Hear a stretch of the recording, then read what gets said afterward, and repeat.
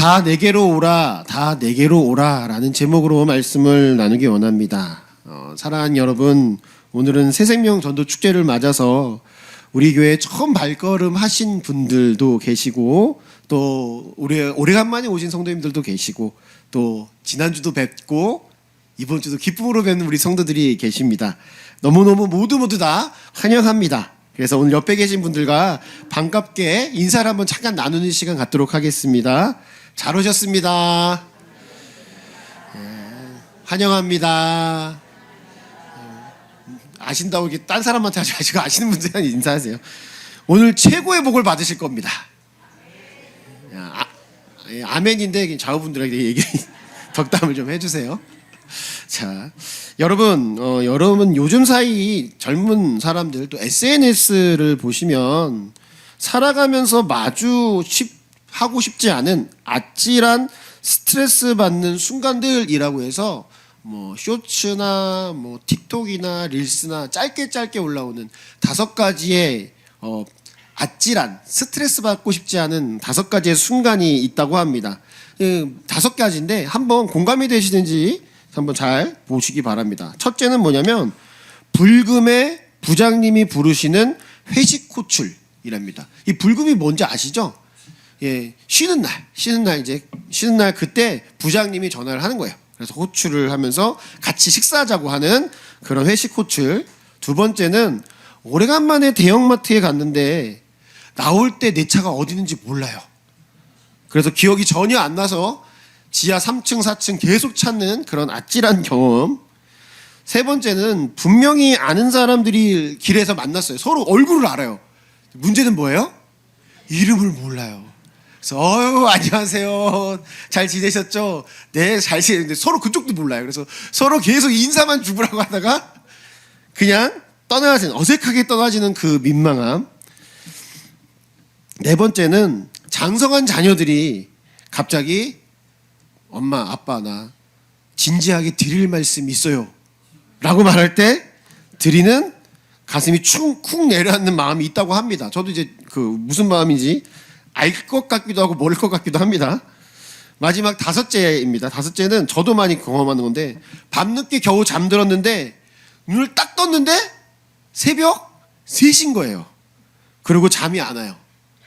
그러한 스트레스. 예, 어떠세요? 이 5가지의 여러 가지 우리의 일상에서 만나는 스트레스랑 마주하고 싶지 않은 상황이라고 해서 제가 이게 찾아봤는데 이런 이야기 중에 공감되시는 부분도 있을 것이고 공감되지 않는 부분도 분명히 있을 것입니다. 한 번쯤은 일상에서 겪게 되는 유쾌하고 사소한 스트레스가 있는 일이기도 합니다. 여러분, 우리가 방금 웃으면서 5개의 그림을 보면서 고개를 끄덕였던 이야기는 사실은 그 이야기를 가만히 좀 들여다보면 그 밑바닥에는 공통점이 하나가 있습니다. 그것이 무엇인가 하면 바로 내 힘으로 통제할 수 없는 상황에서 나타나는 불안함과 두려움입니다. 내 기억력으로도 내 마음대로 안 되고 내 자녀의 미래도 내 마음대로 안 되고 심지어 내 잠자리로 내가 자고 싶어서 누웠는데도 내 잠자리도 내 마음대로 되지 않았을 때 우리는 순간적으로 마음이 철렁하고 불안해진다라는 것입니다. 겉으로는 아무렇지 않은 것 척하면서 우리가 사람들과 만나며 웃으면서 생활하고 지내지만 서로 속으로는 때로는 이러한 외로움과 불안함과 갑작스러운 여러 가지 일들에 이 불안함 때문에 잠도 못 이루는 경우도 있다라는 것이죠. 여러분, 그래서 그런지는 모르겠는데 제가 예전에 미신이라고 그저 치부하였던 사주, 타로, 여러 가지 무속 점집, 이 무속에 대한 관심이 지금 2025년도에는 정말 얼마나 높아졌는지 모릅니다. 제가 이제 설교를 준비하면서 이 자료를 좀 찾아봤는데 이 1년에 이 사람들이 공식적으로 무속에 대한 그 돈을 쓰는 게 얼마 정도 쓰실 것 같으세요? 어마어마하게 쓰거든요. 무려 1조 4천억 원을 쓴답니다. 역시 여기 가지신 것들이 많으셔서 1조 4천억 원 정도야. 그냥 가볍게, 예, 무려 1조 4천억 원입니다. 그런데 아시겠지만 이게 현금으로 많이, 모르시겠지만 이게 현금으로 많이 간대요. 그러니까 공식적으로 이제 등록해서 내가 이 돈을 받았습니다 하는 게 1조 4천억 원이고, 그냥 현금으로 오가는 거는 정부가 알 수가 없잖아요. 그런 것들도 분명히 많고 있어서 보통 전문가들은 요거의 한 2배 정도는 될 거다라고 말을 해요. 그러니까 어마어마한 돈이 지금 대한민국에서 이런 무속신앙에 대해서 많이 사람들이 쓴다라는 것이죠. 젊은 사람들도 꽤 많이 한다라고 합니다. 근데 제가 처음에 이 설교를 준비하면서 이것을 준비하면서 나타났던 것이 이런 이제 현상이었거든요. 저는 이걸 보면서 처음에는 믿음이 없구나. 아니 많이 공부하신 분들이, 또 우리가 이렇게 기술도 많이 느꼈고 과학도 많이 발전됐는데 왜 이럴까라고 생각을 처음에는 저는 그렇게 했어요. 그런데 요즘 이제 기독교 리더십들 가운데서 얘기되는 게 이 문제거든요. 이 문제에 대한 이야기를 하면서 통렬하게 교회에 대한 이야기와 비판을 하면서 하는 이야기가 뭐냐면, 이렇게 많은 사람들이 무려 1조 4천억 원이라고 쓰는 사람들의 마음의 기저에 깔려 있는 것은 바로 불안이다라는 것이죠. 이 불안함을 교회에서 이야기하지 않고 있어서 문제이다라고 하는 겁니다. 그 모습을 보면서 이 불안에 대한 문제가 결코 작은 일이 아니다라는 것을 오늘 말씀을 통해서 좀 나누면서 또 제가 추후로 조금 더 공부를 더 해보려고 합니다.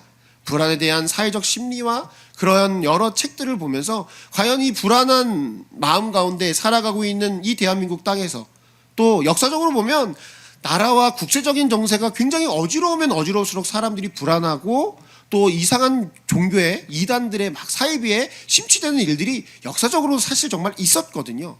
그렇기 때문에 이 상황 가운데 우리는 이 불안한 우리 세대에게 확실한 하나님의 말씀을 심어줘야 된다라는 것들이 지금 일어나고 있다라는 것이죠.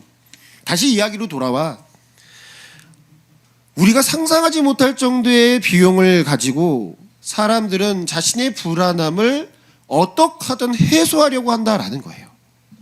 당장의 눈앞의 미래가 캄캄하니까 즉각적인, 이게 진짜건 가짜건 상관이 없어요. 가짜 답이라도 얻고 싶어서 여러 가지 무속의 점집에 돈을 쌓아들고 가서 내 미래가 어떻게 되겠냐라고 묻고 있다라는 것이죠. 그저 한두 사람이 아닌 거예요. 무려 1조 4천억 원입니다. 사랑하는 여러분, 우리가 읽은 성경 본문에서 나타나고 있는 이 예수님께서 외치면서 들으라 하고 있는 이 성경에 나오는 인물들도 사실은 제가 앞서서 말씀드린 이 불안한 마음을 가지고 있는 모습은 동일합니다. 성경에 나타나고 있는 이스라엘 백성들도 그들의 삶과 그들의 죽음 이후가 너무나도 불안했습니다. 그럼에도 불구하고 당시에 바리새인들이라고 하는 종교 지도자들과 여러 가지 서기관이라고 하는 대제사장이라고 하는 사람들은 그 불안을 해결해 주기는커녕 수백 가지의 복잡한 종교적인 규칙과 무거운 짐을 그들의 어깨에 얹어 놓았다라는 것이죠. 그러한 숨막히는 절망과 불안함 가운데서 무거운 인생의 짐을 지고 헐떡이는 저와 여러분들을 향한 예수님께서 오늘 본문에서 두 팔을 벌려 이렇게 대답을 하십니다. 수고하고 무거운 짐진 자들아 다 내게로 오라. 내가 너희를 쉬게 하리니. 사랑하는 여러분, 오늘 평안함을 찾아 방황하던 발걸음을 멈추시고 주님의 참된 안식 속으로 우리가 들어가기 위해서는 우리가 무엇을 해야 할까요? 오늘 말씀을 통해서 그 모습을 3가지를 좀 살펴보려고 합니다. 첫째는 무엇인가 하면, 첫째는 내 힘으로 미래를 통제하려고 하는 교만의 짐을 내려놓아야 한다라는 겁니다. 내 힘으로 미래를 통제하려고 하는 교만의 짐을 내려놓아야 합니다.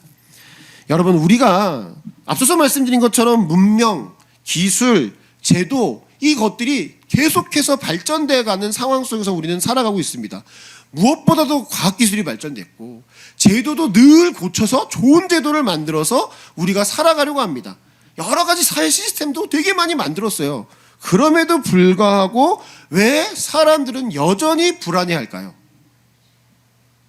그 중에 첫 번째는 내 인생과 미래의 운전을 내가 잡고 모든 것을 통제하려고 하기 때문입니다. 오늘 본문의 말씀을 보시면 예수님께서 25절 말씀을 보시면 이렇게 이야기를 하고 계세요. 함께 한번 읽어보겠습니다. 시작. 그때 예수께서 대답하여 이르시되 천지의 주제이신 아버지여 이것을 지혜롭고 슬기 있는 자에게는 숨기시고. 아멘.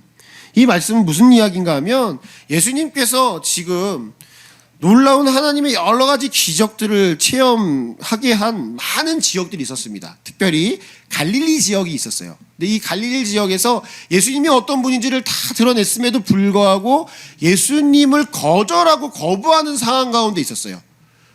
그 상황 가운데서 예수님께서 지금 이렇게 말씀하시는 거예요. 감사하는데 지혜로운 자에게 숨기신다라고 하는 말씀하셨다라는 것이죠. 무슨 이야기인가 하면 앞서서 여러 가지의 놀라운 일들을 행하셨던 곳이 벳세다, 고라산, 가버나움 같은 곳인데 이곳이 갈릴리 그 이스라엘 지역의 갈릴리 호수가 있는 그 지역 중에서 잘 살고 똑똑한 사람들이 살던 지역들의 그곳에 있는 사람들을 말하는 것입니다. 그러니까 가장 똑똑하고 가장 잘 산다고 하는 사람, 가장 부유한 사람들은 그 마음속에 내 능력으로 내 지혜로 모든 것을 할 수 있다라고 생각하기 때문에 그래서 예수님을 거부했다라는 것이죠. 이에 예수님께서는 자신을 그들 앞에서 더 이상 나타내지 않고 숨기시겠다라고 말씀하시는 것이죠. 자신의 능력으로 재력으로 지혜를 얻을 수 있다 믿고 있는 사람들에게 그 결과는 참된 안식이 아니라 결국 음부, 극도의 불안과 영적인 파멸밖에 그들 가운데 가지고 있는 것은 없었습니다. 내가 주인이 돼서 내 힘으로 나의 앞일을 알아내고 내가 통제하려고 하는 그러한 지혜는 결국 우리를 더 깊은 공포와 불안으로 몰아간다라는 것이죠. 반면에 말씀을 보시면 하나님께서 드러내는 이 사람들이 있어요. 25절 말씀을 보시면 이렇게 이야기합니다. 함께 다시 한번 읽어보도록 하겠습니다. 시작. 그때 대답하여 이르시되 어린 아이들에게는 나타내심을 감사하나이다. 어린아이가 어떤 사람들입니까? 어린아이들은 가장 대표적으로 스스로 살 수 없는 자들이에요. 늘 부모의 손에 의존하는 사람들이 바로 아이들이죠. 복음의 참된 안식은 나의 자존심과 고집을 내려놓고 하나님 앞에서 어린아이처럼 나의 힘으로 할 수 없습니다. 내 힘으로는 안 됩니다. 주님이 필요합니다. 라고 고백하는 겸손한 자세에서부터 그 교만의 짐을 우리가 내려놓을 수 있고 불안의 해결점이 그곳에서부터 시작된다라는 것입니다. 다시 말하면 내 한계를 인정하고 하나님 앞에 엎드릴 때 비로소 불안에서 탈출하는 첫걸음이 될 수 있다라는 것이죠. 사랑하는 여러분, 우리 역사를 보면요, 역사상 가장 크고 화려했던 영화도 나왔던 큰 배가 하나 있습니다. 타이타닉호입니다. 이 타이타닉호가 빙산에서 부딪혀서 침몰할 때 이때 사람들이 어떤 사람들이 있었습니까? 영화를 보셔도 알겠고 그 당시의 기록을 봐도 알지만 수많은 사람들이 있습니다. 돈이 없는 사람들도 있었고 직원들도 있었고 그와 반대로 지혜도 많은 사람이 있었고 지식도 많은 사람들이 있었고 수많은 정말 그 당시 최고의 부자들도 이 배에 같이 탑승했습니다. 그리고 그 모든 것들을 가지고 있어서 가장 좋은 곳에서 이 배 안에서는 가장 좋은 곳에서 가장 안전하다고 생각하는 곳에서 그는 생활하고 그것을 먹고 자고 생활했다라는 것이죠. 그런데요, 이 배가 가라앉는 그 순간에는 어떻게 되었을까요? 가라앉는 그 순간에는 그 화려한 보석과 내가 가지고 있는 수많은 지식, 이 모든 것은 그의 생명을 구원해 주지 못했습니다.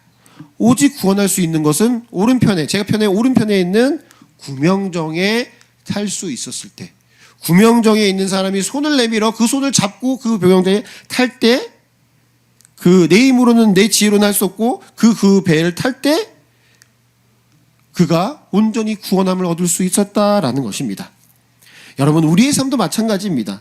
내 지혜와 대책이라는 그런 모든 것들을 가지고 있으면 우리는 이 삶의 마지막 순간에 그 어떤 것도 우리를 구원해낼 수가 없습니다.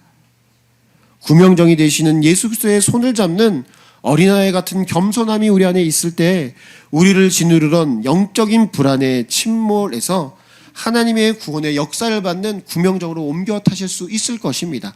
사랑하는 여러분, 그러기에 우리의 모든 힘과 지혜를 다 내려놓으시고 온전히 하나님의 손을 붙잡고 살아가시는 귀한 믿음의 종들 되시길 간절히 축원합니다. 두 번째는 무엇인가 하면, 두 번째는 세상의 무거운 불안의 보따리를 하나님 앞에 완전히 내려놓아야 된다라는 거예요. 28절에서 말씀을 보시면 다 내게로 오라, 내가 너를 쉬게 하겠다라고 하나님께서 말씀하십니다. 말씀을 잘 보시면 다 내게로 오라고 할 때 이 초청에는 아무런 조건이 없다라는 것이죠. 여러분, 제가 이 말씀을 계속 준비하면서 나타나는 이 일들이, 제가 이제 설교를 준비하면서 이 불안에 대한 이야기를 하면서 이 무속에 대한, 시장에 대한 것들을 봤잖아요. 이것을 조금 더 봤어요. 그래서 이 시장이 어마어마하게 크니까 이게 도대체 어찌된 일인지, 그리고 얼마나 많은 이런 일들이 일어나는지, 세대는 어떤 세대가 이것을 많이 하는지 이제 이렇게 저렇게 저희가 봤어요. 그랬더니 여러분, 그 많은 시장에서 그 돈을 소비하는 주체가 20대, 30대, 40대, 50대, 60대가 이렇게 있다면 어느 세대가 많이 소비를 할 것 같으세요? 어디가 많이 소비하실 것 같으세요? 제 생각은 처음에는 이걸 보면서 50대, 60대가 많이 소비하겠다라고 생각을 했거든요. 그런데 결과를 보고 너무 놀란 게 20대, 30대가 거의 절반을 넘어요. 정말 많이 해요. 이 사람들이 어떻게 하냐면은, 이 사람들이 사주, 타로 이런 것들을 앱으로 해요. 앱으로. 핸드폰을 앱으로 해갖고 결제를 하는 거예요. 결제를 계속. 그날 결제를 하면서. 그러니까 그 시장이 계속 커지는 거예요. 무속인들은 이제 뭐 30만 명이 넘었다고 합니다. 공식적으로 등록된 사람. 등록 안 된 사람만 하면 뭐 40만, 50만이 된다는 거예요. 근데 그 사람들이 다 그 시장 안에 있는 건데, 그 사람들의 대부분의 이거를 떠받드는 게 20, 30대라는 거예요. 그러니까 이 이야기를 들으면서 한편으로 너무 마음이 아픈 게, 우리 다음 세대들이 이 불안함을 어쩔 수 없어 하는 거예요. 너무나도 불안해하고 있는 거죠. 너무나도 불안해하는 거예요. 근데 이 불안함을 이렇게 이런 다른 무속의 이런 것들로 계속하게 되는데, 그러면 왜 이들이 세상에 이 정통 종교, 뭐 기독교, 우리는 기독교니까 기독교, 뭐 천주교, 불교가 있지 않습니까? 왜 글로 가지 않고 왜 자꾸만 이 무속, 부적이나 이 굿이나 이런 것들을 자꾸만 하나라고 이제 알아보았어요. 그랬더니 세상에 있는 이런 것들은 인생의 여러 가지 삶의 문제를 해결하기 위해서는 오랜 인내의 시간과 지루한 노력이 필요하다라는 거예요. 그래서 이 젊은 세대가 그게 싫다라는 거죠. 그리고 당장 내일에 두려워서 숨이 넘어갈 것 같은데, 이 세대가 그 시간을, 이렇게 지루한 노력, 시간 이런 것들을 견뎌낼 마음의 여유가 전혀 없다라는 것이죠. 반면에요, 이렇게 앱 같은 거는 어때요? 그냥 점집에 가거나 그냥 앱 켜갖고 돈만 내면 5분 만에 답이 나와요. 5분 만에. 그래서 올해 뭐 취업한다, 올해 결혼할 거다, 이런 얘기를 들으면서 즉각적인 평안과 달콤함의 대답을 던져줍니다. 당장 불안을 그렇게라도 빠르게 해소하고 싶다라는 것이죠. 더욱 재밌는 점은 뭐냐면, 이렇게 하면서 이렇게 얘기를 해서 이 사람들이 이제 얘기를 듣잖아요. 뭐 올해 결혼할 거다, 올해 직장 갈 거다, 이렇게 얘기를 들었는데, 예를 들어서 2026년도에 그 얘기를 들었어요. 2027년도가 됐는데 결혼을 못했어요. 그럼 어떻게 되실 것 같아요? 어떻게 될 것 같아요? 이 사람들이? 설문이? 제가 계속 조사를 해봤는데 어떻게 생각할 것 같아요? 저라면 이거 거짓말했네, 이 사람 가짜네, 이렇게 생각할 것 같은데, 그렇게 생각하지 않는다는 거예요. 그렇게 생각하지 않는다는 거예요. 제가 너무 놀랐어요. 책을 보고 영상을 보면서 너무 놀랐는데, 그렇게 생각하지 않고 오히려 이렇게 생각을 한대요. 이 올해 2020년에 결혼을 할 건데 결혼을 못했어요. 그러면 이 사람들이 무슨 생각을 하냐면, 혹시 내가 전 남친이 운명의 그 사람이 아닐까? 혹시 내가 그 직장, 그 원서를 거기서 못 낸 게 잘못이 아닐까? 이렇게 생각을 한다는 거예요. 그리고 또 가서 또 물어본다는 거예요. 이 사람, 그러니까 이들이 어떻게 하냐면 자신의 상황에 맞게 자꾸만 긍정적으로 생각하면서 그것을 본다라는 것이죠. 맞나 틀리냐 이런 문제가 아니에요. 이 세대는요, 대답에 진짜냐 가짜냐가 틀린 그거보다는 지금 이 순간 나를 평안하게 해주는 즉각적인 효용성, 그것을 목숨처럼 갈구하는 세대가 되었다라는 것이죠. 오늘 이 자리에 앉아 계신 우리 사랑하는 성도님들 어떠십니까? 마음에 즉각적인 뭔가 이야기가 되기 원하십니까? 오랜 시간 힘겹게 신앙생활을 하며 인내하는 것보다 당장 내 마음을 즉시 시원하게 평안하게 해줄 그 마음이 있으십니까? 그런 분들도 예배 자리에 오셔서 급하게 해결하기 원하시는 분들도 분명히 있다라는 것이죠. 여러분, 제가 이 설교를 준비하면서, 이 설교가 사실은 저는 이제 계속 연구를 좀 더 하려고 해요. 이 불안함에 대한 이야기. 왜냐하면 지금 수많은 이런 메시지와 리더십들이 계속 얘기하고 있거든요. 이 설교를 준비하면서 이 문제에 대해서 계속 고민하기 시작했습니다. 이 문제를 어떻게, 즉각적인 원하는 이 사람들에게 어떤 말을 해줘야 될까? 이 설교를 준비하면서 저도요, 이 하나님의 은혜를 주시고 감동을 주셔야 이 설교를 나중에 이제 쓰거든요. 이제 막 설교를 준비하면서 요 부분 좀 놔두고, 저 부분 좀 놔두고, 이제 나머지 부분들을 설교를 준비하면서 어저께까지도 계속 고민하는데 답이 안 나오는 거예요, 답이. 하나님이 감동을 주셔야 이 뭔가 해결이 되는데 이 해결이 안 되는 거예요. 어저께 이제 샤워를 하면서 마지막 순간까지 계속 머릿속에 하나님, 이게 어떻게 하면 좋을까요? 어떻게 하면 좋을까요? 이 사람들이 이렇게 즉각적인 얘기를 하는데 우리 기독교도 좀 변해서 이 성경 말씀 가지고 제가 그냥 증문즉답이라도 할까요? 물어보면 성경 말씀 중에 좋은 거 있잖아요. 그거 막 찾아가지고 에이, 잘 될 거라고. 축복 이렇게 해줄 거라고 그렇게 얘기해주면 이 젊은 세대들이 좀 마음을 좀 열고 좀 이 얘기를 좀 들어줄 수 있을까요?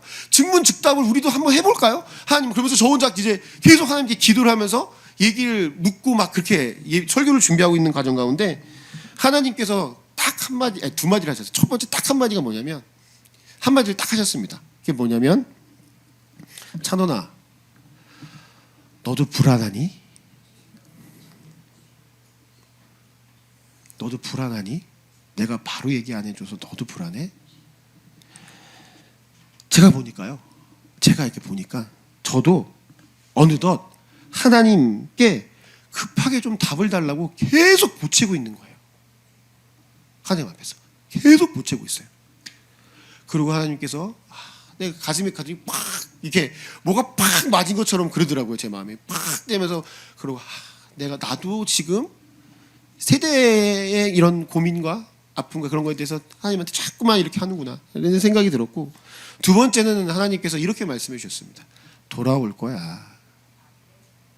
돌아올 거야. 여러분, 냉정하게 제가 한번 물어볼게요.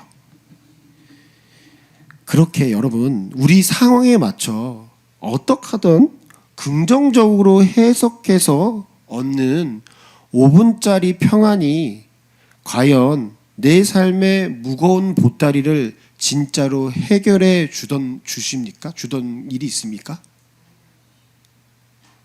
그 5분짜리의 즐거움이 내 삶의 염려와 불안을 진짜로 해결해 주던가요? 물론 앱에서 결제를 하고 답을 듣고 점집의 문을 열고 나올 때는 위로를 받고 내 뜻대로 긍정적인 해석을 돌려가며 마음을 달랬을 수 있습니다. 그러나 홀로 내 방 침대에 누워서 이렇게 삶을 다시 한번 생각하면 차가운 현실의 불안과 공포를 막을 길이 없죠. 세상에 주는 즉각적인 대답은요, 내 영혼의 불안을 잠시 마취시켜줄 뿐 내일 아침에 짊어져야 될 나의 직장의 문제, 미래의 문제, 나의 재산의 문제, 건강의 문제, 이 불안을 책임져 주지 못합니다. 그러니까 사람들이 다시 또 묻는 것 같아요. 제가 보니까 또 묻고 그러는 것 같아요. 너무너무 마음이 아파요. 우리가 세상에서 즉각적인 평안을 얻고 안심하는 모습은요, 마치 의학계에서 나타나는 페인킬러라는 게 있어요. 페인킬러. 이게 다른 말로 하면 진통제 중독이라는 것입니다. 진통제 중독. 어떤 건지 대부분 아실 거라고 생각해요. 어떤 사람이 몸에 병이 생겨서 그의 몸에 굉장한 아픔과 고통이 찾아오고 있는 환자가 있습니다. 여러분, 그러면 내가 그런 몸이면 어디로 가야 돼요? 어디로? 병원에 가야 돼요. 그리고 병원에 가면 어떻게 해요? 병원이 정밀 검사를 받아서 수술을 해야 될 필요가 있으면 그 원인을 찾고 그 종양을 드러내야 합니다. 그것이 온전한 치료입니다. 그런데요, 이 환자가요, 이 병원에 가서 검사를 하는 게 또 무섭고 수술을 받는 것도 그 시간도 너무 오래 걸리고 무섭기도 해갖고 그게 싫습니다. 그래서 그저 아픈 통증만 좀 없애보겠다고 진통제를 한 알 먹었어요. 그러니까 괜찮아요. 그렇게 한 알, 두 알, 수십 알씩 진통제를 먹기 시작했습니다. 약을 먹은 지 5분만이 지나면 그 통증이 사라지고 마음의 평안이 찾아왔어요. 그러자 환자가 기뻐서 이렇게 생각합니다. 야, 이 약 참 좋다. 이 약 진짜 잘 드는구나. 이제 난 살았다. 여러분, 이게 진짜 산 것입니까? 아니죠. 약 기운이 도는 몇 시간 동안 통증이 느껴지지 못할 뿐이죠. 그 몸에 있는 종양은 그 아픔을 잊는 그 순간에도 온몸을 갉아먹으며 자라나고 있다라는 것이죠. 진통제는 병을 치료하는 대답이 아니라 병을 숨겨서 결국 사람을 죽게 만드는 거짓된 평안일 뿐이다라는 것이죠. 미래에 불안하고 나의 그 점집을 사주를 여러 가지 무속을 보며 내 상황에 맞게 긍정적으로 해석하면 되지 뭐라고 안심하는 것은 어찌 보면 우리의 영혼에 진통제를 넣는 그냥 행위입니다. 약기운이 도는 그 순간에 잠깐 평안하고 즐겁고 뭔가 시원하고 뭔가 좋은 것 같아요. 내 모든 것들이 다 이루어진 것 같아요. 그렇지만 내 영혼을 직접적으로 갉아먹고 있는 근원적인 죄의 문제, 장래의 두려움, 죽음의 종양의 공포는 1mm도 해결되지 않고 그대로 남아 있습니다. 더 무서운 건요, 마취가 깨어나면 더 큰 고통이 찾아온다라는 것이죠.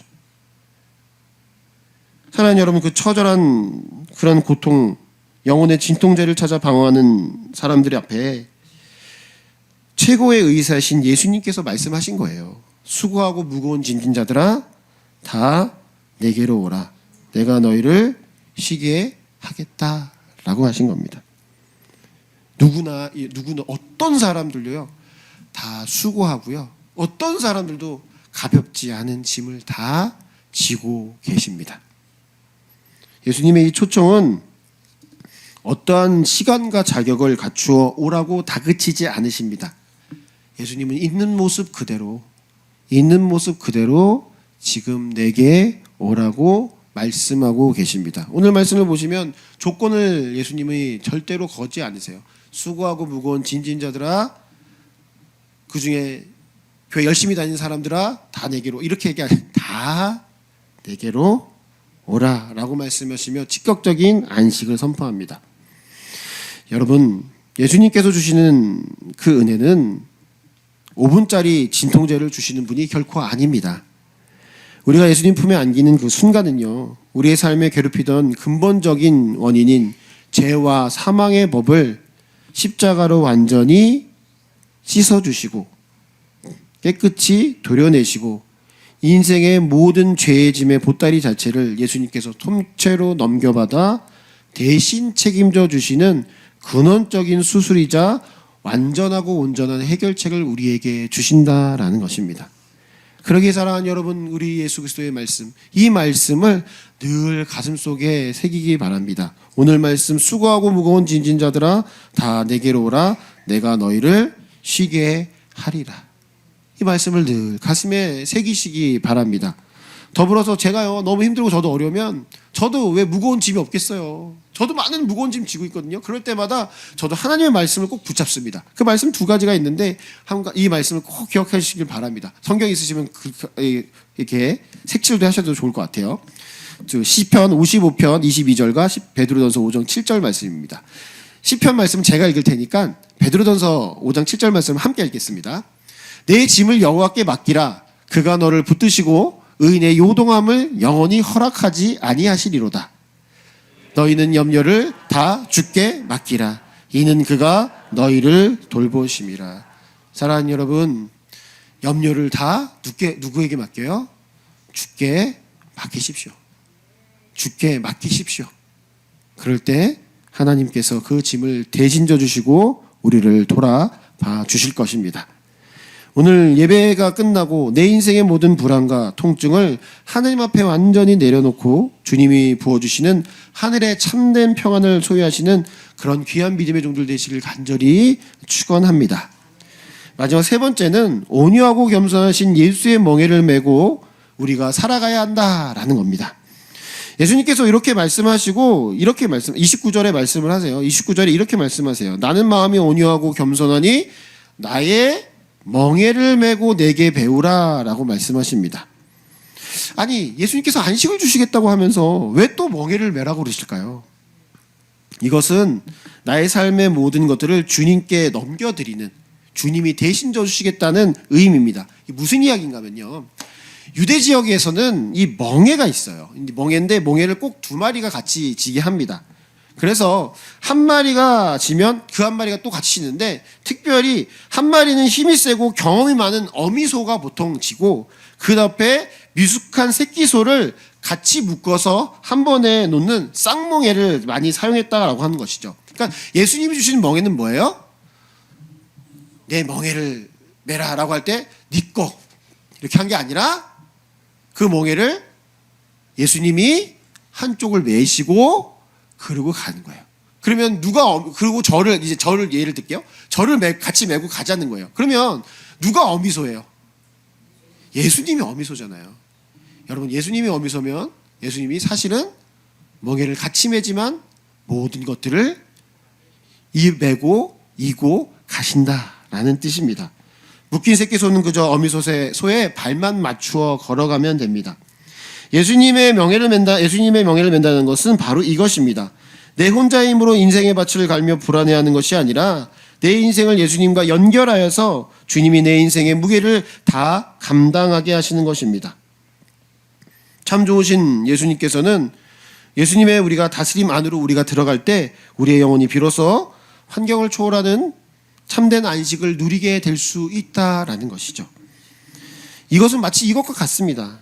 여러분들, 우리 사랑하는 성도님들도 한 번씩은 다 경험해 보신 적이 있을 거라고 생각합니다. 제가 제일 최근에 경험한 것인데, 저희 이제 두 아들이 있잖아요. 두 아들, 이제 첫째나 둘째 아들을 이제 같이 이제 저희가 초등학교에 입학을 했습니다.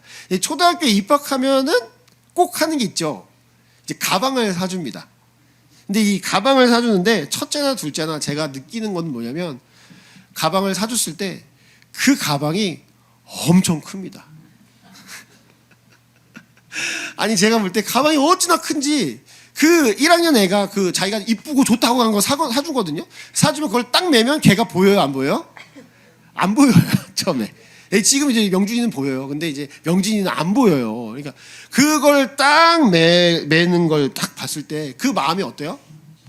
가슴이 찡하시지 않으세요? 전 너무너무 찡했거든요. 왜 그러냐면 이제 걔가 1학년에 이제 학교에 들어가서 그 가방, 큰 가방을 매면 몇 년이요? 길면 16년, 20년, 짧으면 12년이라는 세월을 그 아이가 그 가방을 메고 이제 학교와 그의 삶을 걸어가야 합니다. 근데 그 가방을 매줘야 돼요. 안 매줄 수는 없어요. 그러니까 마음이 되게 찡하잖아요. 애들이 그래서 거기 가방에 짐을 이렇게 넣고 학교를 갈 때 때로는 같이 등교하잖아요. 같이 등교할 때 어떻게 해요? 등교할 때 어떤 마음이 듭니까? 저는 이제 그러면 어떻게 할까요? 등교할 때 야, 아빠가 이거 내가 들어줄 테니까 그 짐 좀 아빠 줘. 그러면 아빠가 들어줄게. 그러면 아이들이 이렇게 짐을 줄 때가 있습니다. 그러면 그런 마음이 들잖아요. 이거 내가 져야지. 이렇게 무겁지 않지만 내가 져야지. 이렇게 생각하잖아요. 그런데 그렇게 마음을 갖고 있는데 때로는 어떻게 해요? 아이들이 아빠 나 이거 메고 갈 거야. 나 이제 괜찮아. 나 이거 안 무거워. 나 쉬워. 나 좋아. 그러면서 가방에 짐을 메고 가요. 그렇게 학교를 같이 올라간단 말이죠. 그러면 어떻게 할까요? 아 그래 너 메라. 너 가. 이렇게 해요? 안 그러죠. 그 매는 아이의 마음이 메고 즐겁게 가지만 그 짐을 지는 그 뒤에 아버지가 어떻게 하죠? 이게 가방이면 제가 어떻게 할까요? 무슨 말인지 아시죠? 손잡이를 살짝 올려주던가 그 밑둥을 이렇게 들어 올려서, 무겁지 않거든요. 가방 안 무거워요. 그런데 그 가방 무겁지 않지만 그 가방의 무게라도 아이가 느끼지 않고 학교를 가게 하려고 하는 마음이 있다라는 것이죠. 어떻게 하든 그 짐 내가 대신 져줘야 되는데, 근데 네가 져줘야 될 그 부분 가는 그 순간까지만이라도 내가 대신 져주려고 하는 그런 마음이 있지 않으십니까? 하나님께서 우리를 볼 때 그렇게 해 주신다라는 거죠. 하나님께서 우리에게 멍에를 주시는 이유는 분명히 우리는 멍에가 없을 수는 없어요. 그런데 그 멍에를 매신 이유는 함께 걷고 내가 그 길을 걸어가 주겠다는 하나님의 사랑의 손길이다라는 것이죠. 사랑하는 여러분, 우리의 삶 가운데 우리의 무거운 멍에를 우리 힘으로 지려고 하지 마십시다.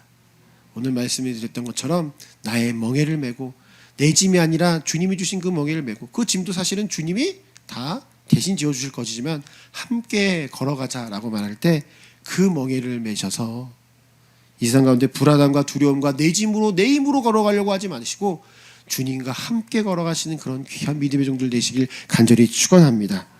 사랑하는 여러분, 또 오늘 초청받아서 또 오래간만에 이 자리에 오신 우리 새신자 여러분, 우리 성도 여러분, 우리는 세상에서 살아가면서 우리의 짐을 어디에 지고 계십니까? 아직도 혹여라도 이거 내가 져야지, 내 겁니다 라고 계십니까? 그 짐을 온전히 하나님께 맡기시고 그 불안한 짐, 두려운 짐, 교만의 그 짐 다 하나님께 맡기시고 나아가시는 귀한 믿음의 종들 되시길 간절히 축원합니다. 우리가 그렇게 짐을 모든 것을 맡길 때 우리에게 참된 평화와 우리의 불안함이 이제는 더 이상 불안함이 아니요 하나님이 함께 하시는 든든하고 강인한 마음으로 우리의 마음이 변화될 것입니다. 그것을 기억하며 언제나 이 예배가 우리의 삶의 모든 짐이 바뀌고 짐의 주인이 바뀌고 세상이 줄 수 없는 영혼의 참된 안식과 만족으로 새 생명을 얻어 돌아가시는 귀한 오늘날이 되시길 주님의 이름으로 간절히 축원합니다. 기도하겠습니다.